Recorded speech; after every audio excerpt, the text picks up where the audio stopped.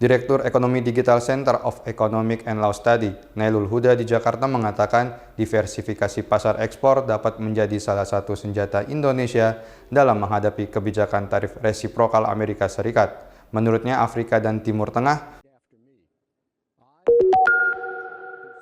Presiden Amerika Serikat Donald Trump telah mengumumkan kenaikan tarif terhadap barang-barang yang masuk ke berbagai negara.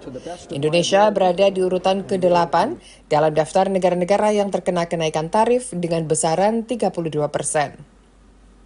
Menanggapi hal tersebut, Direktur Ekonomi Digital Center of Economic and Law Studies, Celios, Nailul Huda, saat ditemui di Jakarta Rabu 9 April, menilai kebijakan tersebut dapat menyebabkan pertumbuhan ekonomi Indonesia terkoreksi akibat terganggunya ekspor ke negara tersebut.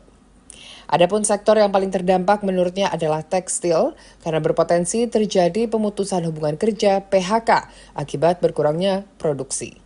Ia pun mengatakan pemerintah harus menyiapkan strategi terbaik dalam bernegosiasi dengan pemerintah Amerika Serikat.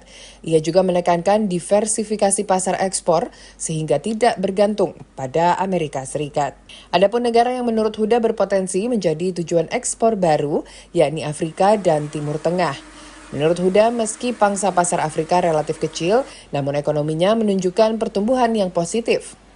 Sementara itu di Timur Tengah, Indonesia dapat memanfaatkan hubungan diplomatik yang baik. Kita kan mempunyai kekuatan hubungan diplomatik yang baik ya, dengan Middle East misalkan dengan UEA ataupun dengan negara-negara lainnya yang memang ini bisa kita bilang menjadi pangsa pasar baru bagi produk-produk kita. Nah, tapi sekali lagi kalau untuk melakukan diversifikasi itu harus melihat beberapa hal, termasuk juga bagaimana potensi permintaan di sana seperti apa.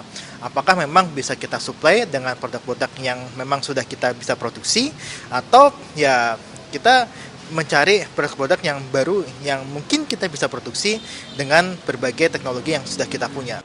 Sebelumnya, Presiden Prabowo Subianto pada Selasa 8 April menyampaikan pemerintah Indonesia optimistis dapat menghadapi dan mengendalikan dampak tarif Trump, sebab beberapa aspek ekonomi tanah air menunjukkan kekuatan.